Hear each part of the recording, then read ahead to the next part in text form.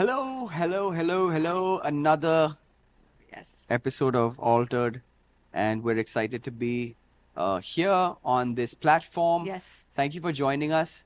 Thank you for You should joining. also welcome me sometime. Thank you, Sneha, for joining us. I always And and I always mention you when you are not there. yeah, what do you say? My husband is not here, so this might not be as cool as you were expecting, but Well, I didn't know whether all of you know this is my wife, by the way, who I'm so of in course love with. everyone knows that. My So, face speaks tolerance, endurance. tall. They are like, if there's anyone who can tolerate this guy, endure this guy, it must be this woman. It has to be Yeah, because you have all the dark circles. exactly. So you've been tolerating me for a long time. So Yes. thank you for that. But Did you welcome to speak Alter. about my face in a negative way? No, I meant because you are tolerating me, it's taking a toll on your face. So you could have said that. That's Taking what a I lot. meant. So you have dark circles. That's what I meant. We'll talk. We'll have another podcast offline about this. Yes. So welcome all to this podcast where we're talking about our journey of faith, our how faith has been a destination in many people's eyes, but actually, in all honesty, it's a journey that we're all on until the day we die. So today we wanted to make it not light, but make it personal to what this journey of faith really means to each one of us. And I think, the best thing I want to begin by saying is, isn't it amazing that even though each person has a different route, a different path, a different method of their journey towards Christ, our destination is the same. It's like we're ending in the same station. Mm-hmm. We have a different way, whether it's going through mountains and hills and valleys. Some people are coming by boat, some people are coming by air, different ways and methods of Yeah. transportation. Some And people have learned to found God in poverty. Some have like cried for God that I have everything, but I want more. Yeah, that's true. So amazing. and God God has only been has it. faithful in the whole thing. So today I wanted to talk briefly about our faith journey. Uh, in when I think about my faith journey, what I think the question that we I would like to ask you and would like to answer myself is what was the what was the beginning of your leading into your journey of faith?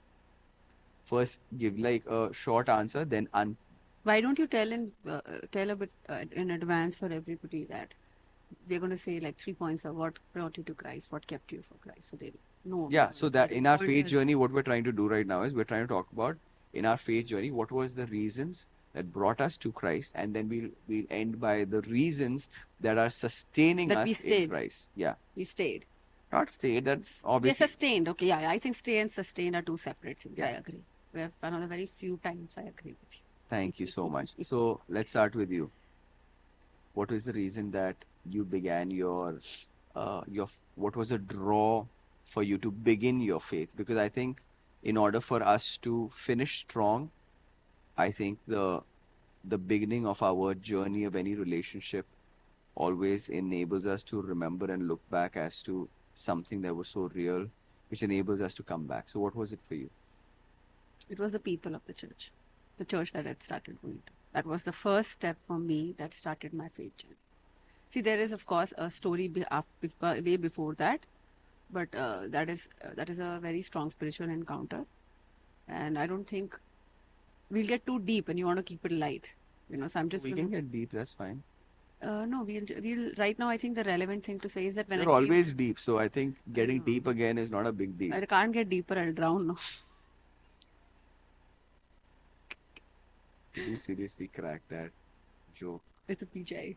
It's a PJ. Anyways, I was saying that if I want to start about my first step was, apart from the spiritual encounter that I had with Christ, my first step, in a very practical way, I want to talk about the practical things. Is that it was the people. Explain that. When I became People was the reason why you came into the faith. Like, no, explain that. that's how my journey started, Yeah. started. So they are the reason in a way. I didn't come into the faith. It's kick-started for me, as in like that. Kick-started and No, it was started. more like that thought was provoked. that they provoked that thought in me To become a to Christian? to start that journey in terms of dekhte hain yaar. You know, I didn't drop the ball immediately. ऐसे नहीं होता है that sometimes we we go for a movie and we don't like it and we just walk out. ऐसा that wasn't the case for me.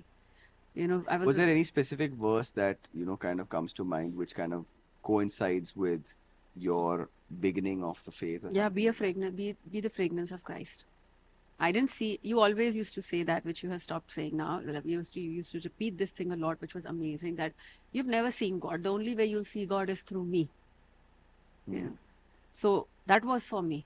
So I that's your favorite verse because you were impressed by the fragrance of God in those people. yeah. Like tell me like what really what did they do? What was it It's that just they the did? way they were. I was evidently a very wild person when I entered the church. It showed on my face that I'm reckless, and I don't. It's just the way they treated me. I was just constantly. I don't know. They just hug. They would ask me, "Hi, how are you?" and just shaking hands. Oh, your name is Neha. So good to have you. The first service was more like, and they didn't know anything about me as such. Of course, I think it's just my guilt and shame that probably made me think at that point of time that it's so clear what kind of a person I am. But I think um, maybe 10 people come to church and 5 don't need that kind of, they probably will call it creepiness, so clingy, but maybe the remaining 5 need that. I needed that. That attention I needed, that love I needed, that respect I needed. It was very basic for me. It was less about attention, it was more about love and respect and being. Like how did you feel respected? How did you know that? Because they were probably just, like doing their duty as a good believer. How did you feel? That's an interesting thing that you said. How did you feel respected? Good question.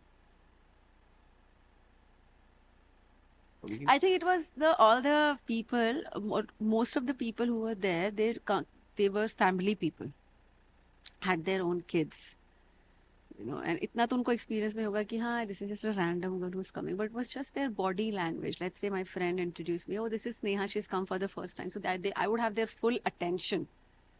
They would turn around, oh, Sneha, hi, I am Janet. How are you? You like it? You came for the first time? Ha, Gaurav. Oh yeah, he invited you. So nice, so nice to have just having that full attention, which I was not used to. And also because I thought I'm not worth it. So it was a new experience for me. And being the fragrance of Christ, these people were challenging my own understanding of what I deserved. It was, I didn't come with a place of I deserve respect. This is finally the place I found respect. It was for me more like, dude, I don't deserve it, but why? Do you feel it's easier to find God and to start your journey with Christ in a smaller church setting than in a larger church setting where you can get lost or you can you don't really have a point of contact? You felt that if you took this out like to a church that had 3,000 people, do you think it would have been so easy? See, God knew what I needed, so He led me to a smaller church. But I also think that when the church becomes bigger, God works differently in those churches. No, I'm saying for you. For me, Just doesn't have to be correct or right or I wrong. would have gotten lost. Yeah, I would have gotten lost. I would have. भीड़ में ही जाना है तो I already had a lot of crowd around me. correct. And I already had a huge crowd around me that knew me but didn't know me. समझ रहे हो what I'm saying? Yeah. They knew me but they didn't know me, and they apparently used to say that they are my friends. But even before I came to Christ, I knew they are not my friends. They don't care about me, and I wanted somebody to care about me. Like somebody, then I had a really bad back problem when I started coming to church, and when my friend who had invited me said she has back problem, she has sciatica, can you pray for her? So this David bhaiya, his name was David, is David. His wife is the one who constantly used to text me. He said he prayed over me, which meant nothing to me at that point of time. I'll be honest, But after that, the kind of questions he asked me about my back problem and how what all can help made me feel so seen. Oh, this is it. Oh, okay. So where does it hurt? Did you get an MRI done, X-ray done? When does it hurt? Are you able to lie down properly? This is the guy who's meeting me for the first time. I think you should try to go for surgery. After praying for me, he's saying these things to me, and I'm like, oh, you just prayed for me, right? But oh, okay, whatever, I don't care. But it was just his interest. Somebody as established and as stable as him and his wife. Yeah. It made me question what I had started believing about myself. And I wanted to go back. I was like, I'm coming back to this place next week. Oh my gosh, I love this place. The only thing I need to do is I need to make sure that they don't find out that what a bad person I am. Wow. In my hindsight, what began my journey in the faith, I think, Let me ask you, so what began your journey? What kickstarted your journey in faith? Was it even just you were just a kid, 10, 11? I remember your mom telling us that you used to open the Bible and act like you were reading as a 6-year-old. So had your faith journey already begin at 6 years? I don't think so. I think my faith journey really began in college, Oh, that's a news. and I think when you're exposed to something easy, like all day, every day, you don't need to seek it. It's already there. But when you're not in that setting, I think Hmm. the best thing that ever happened to me is that I had to go to like it was not the best thing. It was the worst thing that could happen to me in that point of time in my own mind. But I knew now when I look back, I think God had this plan to to reach me when I was alone. And I think and it was God just I think the thing that he did was he isolated me Yeah, and he brought these few people that have left a lasting impact on me. Like obviously we used to pray every day, all day in our house, like even now. And we had a very strict regiment of reading the Bible and reading verses and so on and so forth. But I think I really have to attribute my prayer life, my worship life, my reading the Bible life really to college, because there was this guy, like I've told you many times, he used to come and wake me up at 5 5 o'clock o'clock, yeah. and take me with his guitar to just worship. That's like Who's this before. person? Why don't you name him? His name is Ebenezer. He's in Bangalore. He's a very, Ebenezer Prem Kumar, and he's an amazing I've seen him on guitarist. Facebook, as in like as He's an amazing musician. He's the one who taught me guitar. He's the one who uh, started this whole quiet time with me. This from him is where I learned to worship with the guitar. wow. So he isolated me and he kind of revealed himself to me in a very obscure way, almost like Moses saw God in the bushes when he was tending his sheep kind of thing. But it was obviously an encounter for him. But for me, it was a revealing. It was not like a, Hmm. I was like, I was just, I think I was so lonely in life over there because I was away from my family. I was away from anything That was your usual. that would That was familiar for that you. seemed familiar to me. So do you have a Bible verse for that? As we were Yes, discussing.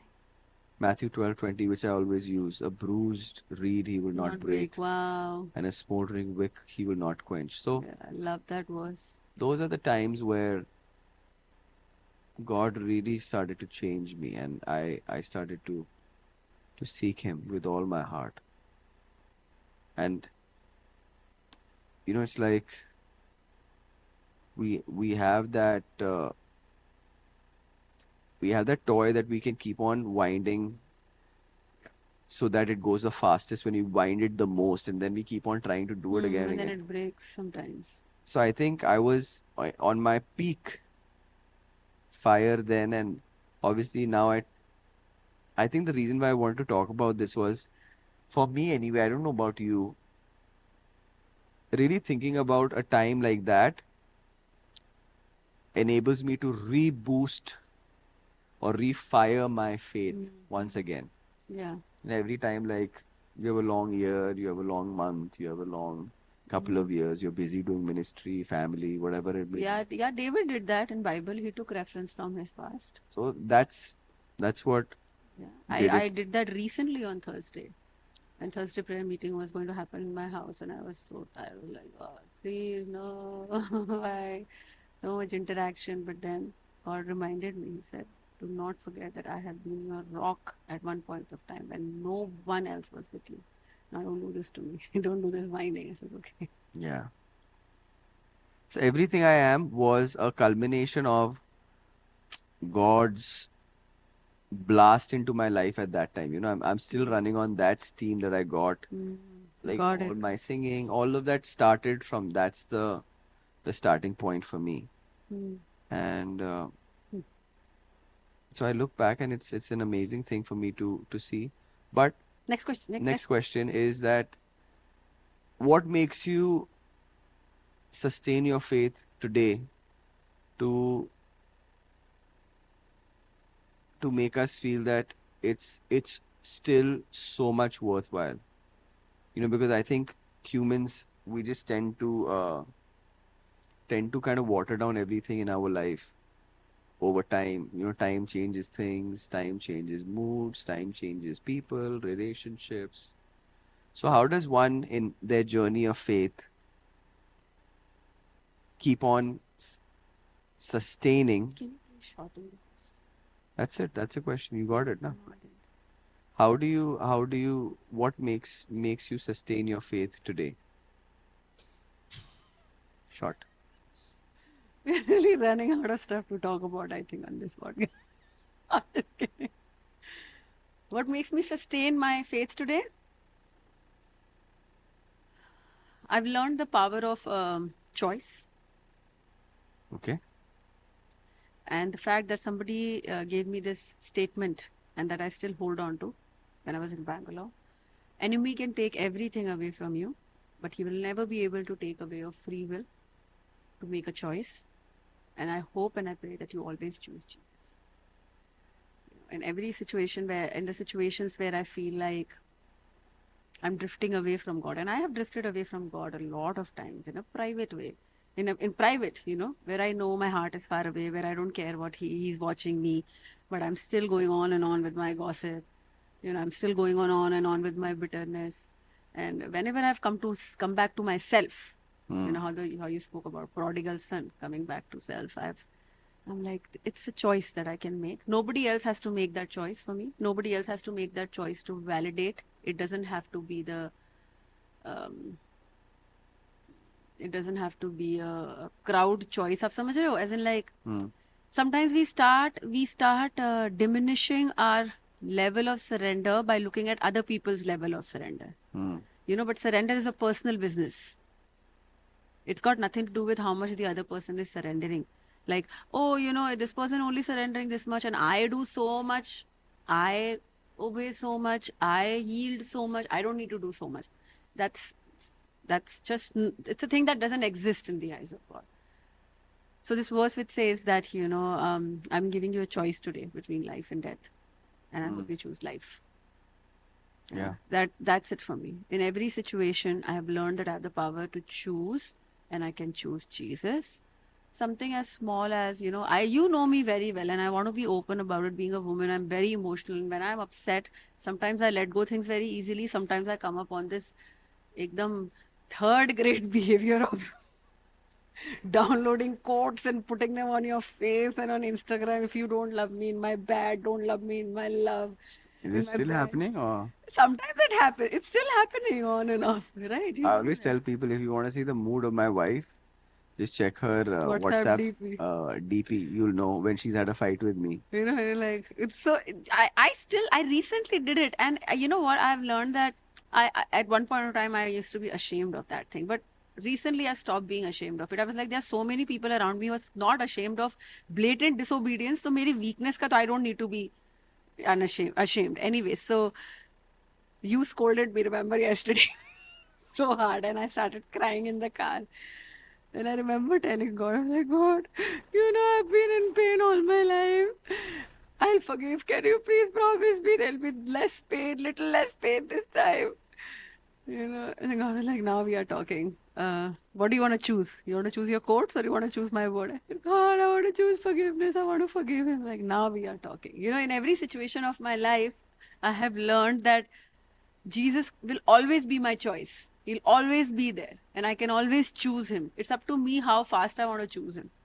You know, and I'm telling you, you remember last few fights that we have had, which is very normal for a husband and wife to have fights. If you guys are not having fights, it's come that you guys are not talking. Stop feeling so guilty and No, giving I'm this just whole saying, it's come that you explanation. guys are not talking and you guys are very indifferent. So I'm just saying, last few fights, Please fight.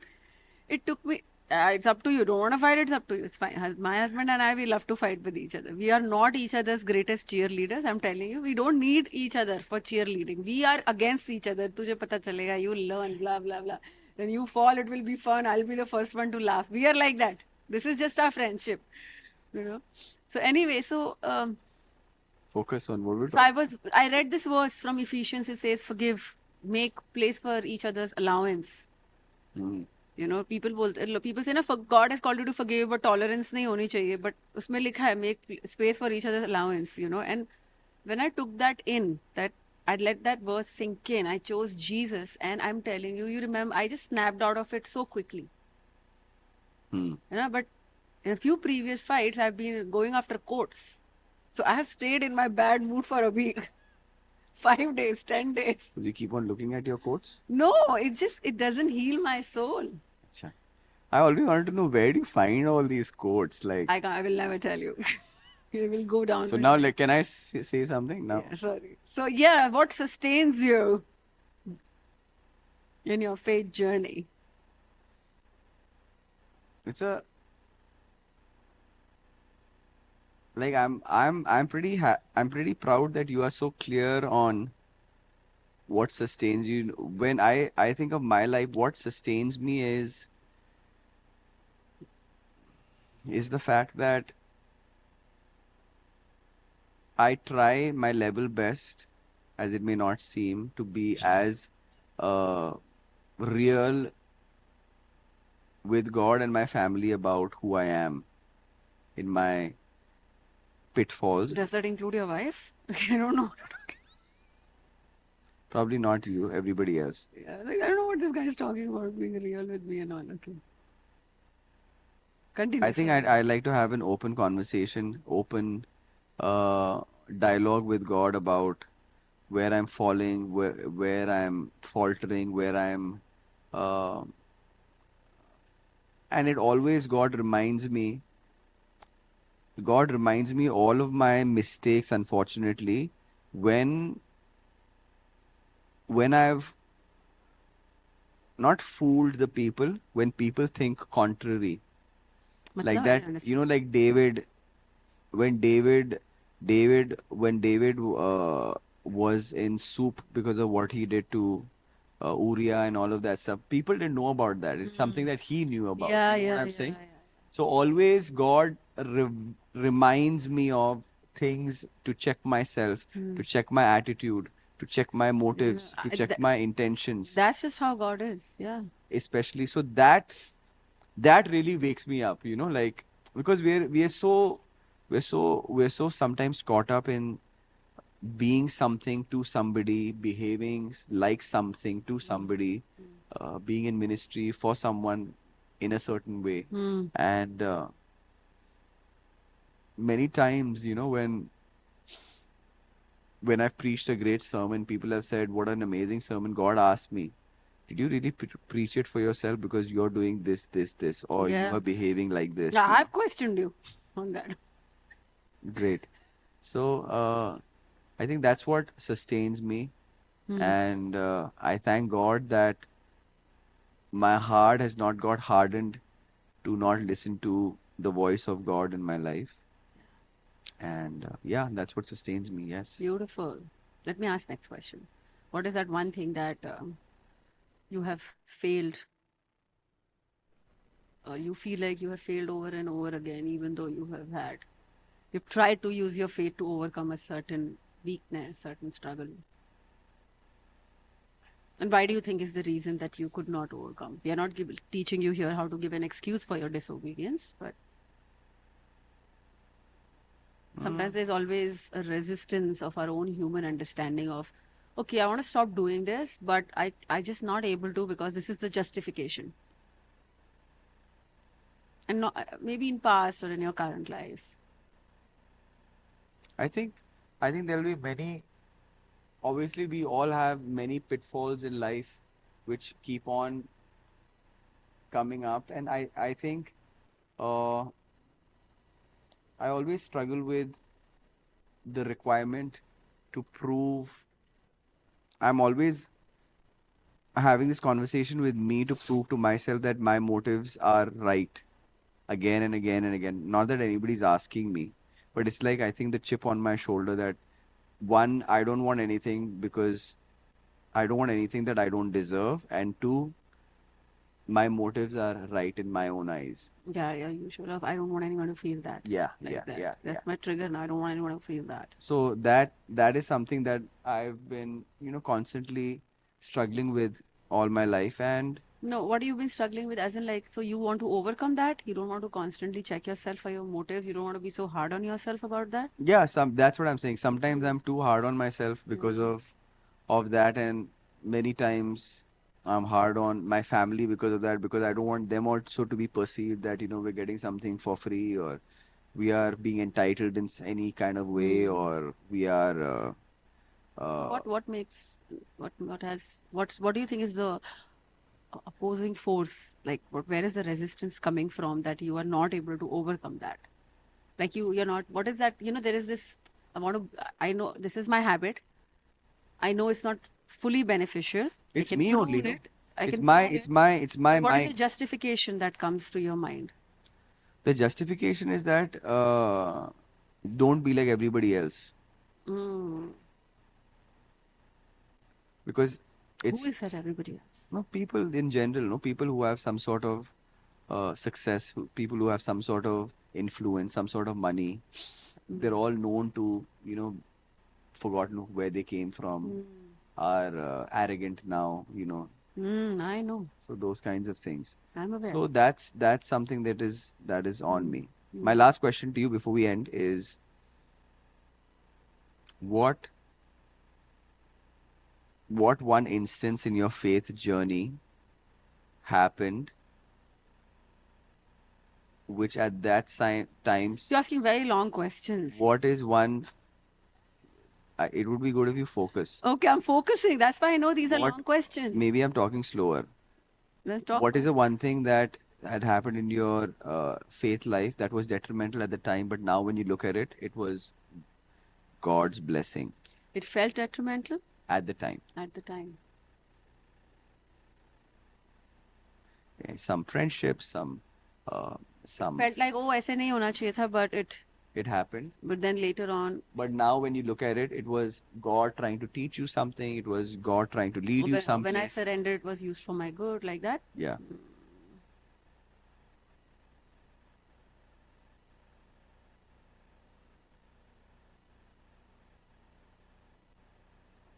Not being loved the way I wanted to be loved while growing up, Hmm. to a place of not feeling loved only anymore. You're not sad. You don't know this. Oh, that was for your benefit, you feel? Yeah, children are not able to communicate that, but they know it. They are biologically wired. We all are biologically wired in a certain way to receive love. So when you're not seen like that, and for me again, I'm a deeply feeling person. So maybe it mattered to me more. Like, it didn't matter that much to my brother. You will still not hear him say, I wanted to be loved like that, but I didn't get that love. Got it. He's different. But then I think it just really made me value the love God gives me. I really value His love because I know what it means to be not loved. And also, I think I didn't know that, but my parents' affection, not love, my parents' affection, and the release of that love over me being vocal was very much connected to my performance. Hmm. So if I'm doing very well, if I'm this calm, quiet, non-questioning, confrontational, very good in academics girl, I was good. But then I realized God loves me despite of me, whatever I am, wherever I am. He Wonderful. loves me. Well, thank you for that, and I think we're going to continue with this faith journey. I hope you're enjoying the various testimonies that we're bringing to you. It's because I think there are so many people in this world that have such a inspiring testimony from where they've been and how God has used their faith. Because at the end of the day, our faith is not a destination but a journey that we're on, and thank God that Jesus is in our boat and we're sailing our life with Jesus in every way. So enjoy this series on the journey of faith. God bless you. God bless you. Trying to go eat something.